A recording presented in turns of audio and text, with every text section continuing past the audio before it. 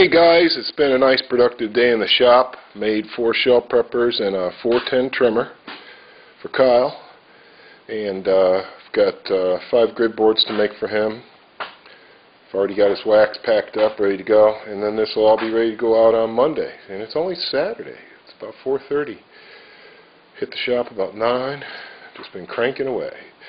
But I just want to show these babies to you, man. They are pretty. I'm going to be assembling them in just a minute, but right now I've got them rubbed down with linseed oil.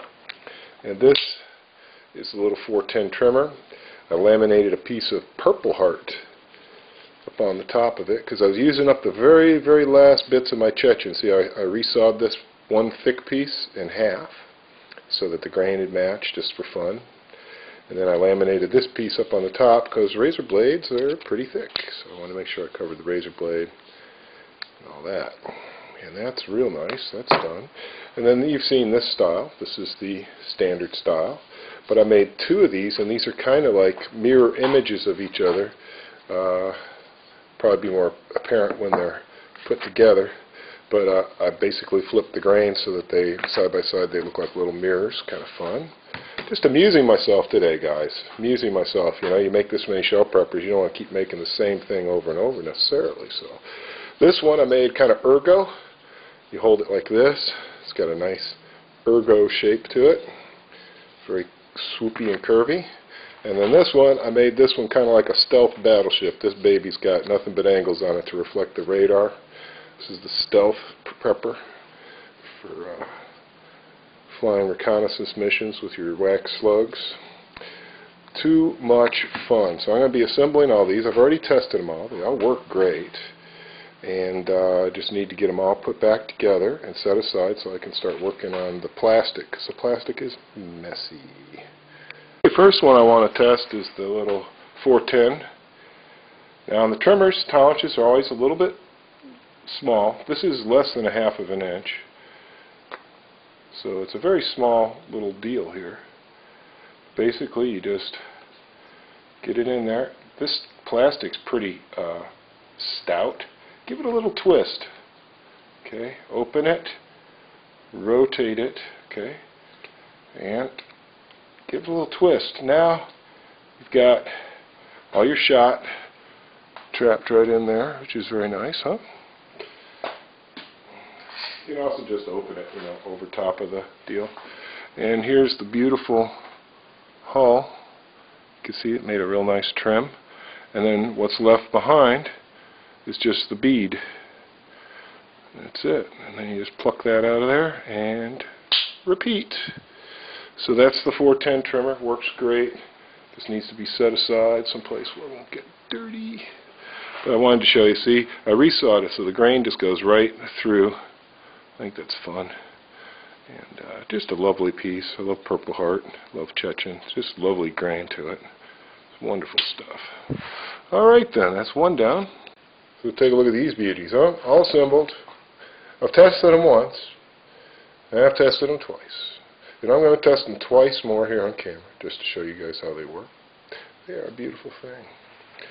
Once you get them all properly adjusted and everything's working good on them, it makes opening shells pretty simple stuff. You just hold it in your hand in a comfortable way. You put it in the shell, and you rotate it,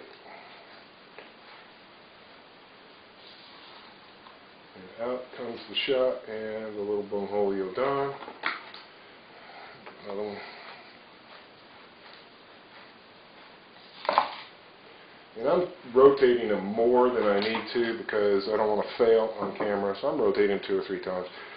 When you get it down to a science, you can rotate it just once and it'll just come right out. It's pretty much like that. Which is a beautiful, beautiful thing. Make sure I'm in frame here that you guys are seeing all this good stuff here. Yeah. So if you replace the blade and it seems like it's not cutting right, it's cutting too hard, it's cutting too easy or whatever, just shimmy the blade this way or that way a little bit until it cuts just right. That's basically all there is to it. The blade has to stick into the hole about, I guess it's about 3/16. It's less than 1/4. And so have it. I'll test each one of these babies on camera for you. The more you use them, the more they work. And plus, you put a little lube in there, whatever kind of lube you got, gun lube of any type. You put a little gun lube in the hole and get that right. Might have to adjust the blade on this one just a little bit. There we go. Yeah. Sometimes you'll get a BB hung up inside there. Just back the shell up. It'll pull it out of the blade, or you can pick it out with something beside your finger because you don't want to get cut. But, and one last shell.